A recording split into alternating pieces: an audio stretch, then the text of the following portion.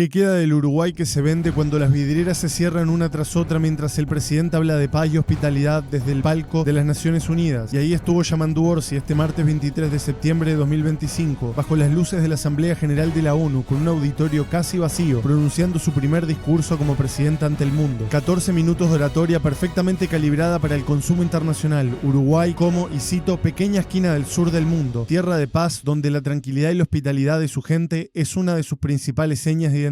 Un país donde el presidente, y cito nuevamente, puede caminar sin custodia entre la gente y puede disfrutar de un partido de fútbol en una tribuna como un hincha más. Y debo decir, señores, qué postal tan hermosa, qué relato tan encantador para los delegados internacionales. Orsi desplegó ante el mundo la vieja y conocida fábula del Uruguay excepcional, esa Suiza de América que existe más en nuestras fantasías diplomáticas que en la cruda realidad de quienes luchan día a día por mantener abierto un comercio en Montevideo o una pequeña industria en el interior del país. Porque mientras el mandatario hablaba de un Uruguay de reglas estables donde los contratos se cumplen, donde se honran los compromisos internacionales, donde la estabilidad macroeconómica es una política de Estado, en este mismo momento las persianas siguen bajando en todo el país. Tether, una empresa tecnológica que supuestamente convertiría al Uruguay en un hub de criptomonedas, cerró sus operaciones y se marchó sin mirar atrás, llevándose consigo los sueños de cientos de técnicos y programadores que creyeron en las promesas gubernamentales de transformación digital. Alpa, la histórica planta quesera que durante décadas empleó a familias enteras, bajó definitivamente sus persianas apenas unos días atrás, víctima de una competencia desleal y una carga impositiva que no perdona ni a las empresas centenarias. Y el discurso de Orsi, señores, fue una obra maestra de la retórica diplomática tradicional uruguaya. Ese arte de vender hacia afuera lo que no logramos construir hacia adentro. Habló de un país, y cito, reconocido en el mundo por su vocación de paz, su incansable lucha en pos de la solución pacífica de los conflictos, mientras evitó cuidadosamente mencionar que esa misma vocación de paz no ha logrado detener el crecimiento exponencial del crimen organizado en nuestras propias calles, que esa hospitalidad con los migrantes contrasta brutalmente con la expulsión sistemática de empresas internacionales que no pueden competir con los costos uruguayos. La pieza de resistencia llegó cuando Orsi se refirió al conflicto de Gaza y declaró, con toda la solemnidad del caso, toda guerra es criminal, sin importar dónde ocurra, sin importar el Dios que se invoque para justificarla, y merece siempre nuestra más visceral condena. Palabras nobles, sin duda, pronunciadas por el representante de un país que efectivamente no tiene conflictos armados, pero que sí tiene una guerra económica silenciosa donde las bajas son las fuentes de empleo que desaparecen una tras otra. Uruguay, según Orsi, está en condiciones inmejorables de ofrecerse al mundo como un anfitrión de negociaciones, como promotor de redes de diálogo y mediación. Qué irónico, ¿no? Un país que se ofrece como mediador internacional mientras es incapaz de mediar entre sus propias contradicciones internas, entre el discurso de la innovación y la realidad del estancamiento productivo, entre las promesas de crecimiento y la evidencia empírica del cierre empresarial. El presidente habló de capacidades intangibles de Uruguay, de ser un país muy confiable en la promoción del diálogo y de la paz, porque somos incapaces de estorbar a nadie. Ahí está la clave de toda farsa. Uruguay no estorba a nadie porque se ha convertido en un país irrelevante. Una bella postal para el turismo diplomático, pero sin peso específico en las decisiones que realmente importan. No estorbamos porque no competimos, no innovamos, no generamos valor agregado que puede inquietar a las grandes potencias. La esquizofrenia del discurso orsiano se hizo evidente cuando menciona los nuevos desafíos en términos de pobreza infantil, seguridad pública o desigualdad social, reconociendo así que el paraíso que vendía tenía sus grietas, pero inmediatamente las minimizó diciendo, sobre estos temas también hay una línea general de consenso nacional. Consenso nacional, como si el consenso fuera suficiente para resolver los problemas reales de un país que ve cómo sus empresas emigran hacia destinos más competitivos. Y Orsi habló del segundo país per cápita a nivel mundial en contribuir a misiones de paz de la ONU, como si exportar soldados fuera motivo de orgullo nacional en lugar de síntoma de una economía que no genera las oportunidades suficientes para retener a sus jóvenes más preparados. Habló de batallones desplegados y de protección de civiles en conflictos armados, mientras callaba sobre la protección que necesita urgentemente los empleados de las empresas uruguayas que cierran por falta de competitividad. Y no podía faltar, señores, la referencia histórica a José Mujica, que no fue casual. Orsi cerró su discurso citando al expresidente: la tolerancia es el fundamento para poder vivir en paz. Qué conveniente invocar a Mujica cuando se necesita legitimidad internacional, pero esa tolerancia de la que hablaba Mujica no parece extenderse hacia los empresarios que luchan contra una estructura impositiva confiscatoria, ni hacia los emprendedores uruguayos que chocan día a día contra una burocracia que el propio Orsi reconoce como obstáculo, pero no se anima a desmantelar. El Uruguay que Orsi presentó ante la ONU es un país de fantasía, construido para el consumo diplomático internacional, pero desconectado de la realidad cotidiana de millones de uruguayos que ven cómo las oportunidades se esfuman. Es el Uruguay de las estadísticas maquilladas, de los índices internacionales que nos posicionan bien en los rankings, pero que no reflejan la sangría silenciosa de un tejido productivo que se desintegra lentamente. Mientras Orsi hablaba de estabilidad macroeconómica como política de Estado, las pequeñas y medianas empresas uruguayas siguen enfrentando la realidad de costos laborales y tributarios que los vuelvan inviables. Mientras proclamaban que Uruguay es una tierra fraterna y hospitalaria, las empresas nacionales nuevamente siguen siendo expulsadas por un marco regulatorio que favorece a los grandes capitales extranjeros pero asfixia a la iniciativa local. El discurso de Orsi ante la ONU fue en definitiva una postal mentirosa, una versión edulcorada de un país que existe más en los sueños de nuestros diplomáticos que en la realidad de nuestros emprendedores. Pero no hay paz social genuina mientras las fuentes de empleo desaparezcan sistemáticamente. No hay estabilidad real mientras exportemos trabajadores en lugar de productos con valor agregado. Y no hay futuro sostenible para un país que prefiere venderse como mediador de conflictos ajenos antes que resolver sus propias contradicciones internas. La próxima vez que escuchemos hablar del Uruguay pacífico, hospitalario y estable si se quiere, recordemos que somos tan buenos para la paz mundial que terminamos siendo el único país del planeta que logró pacificar completamente su economía. Tan pacífica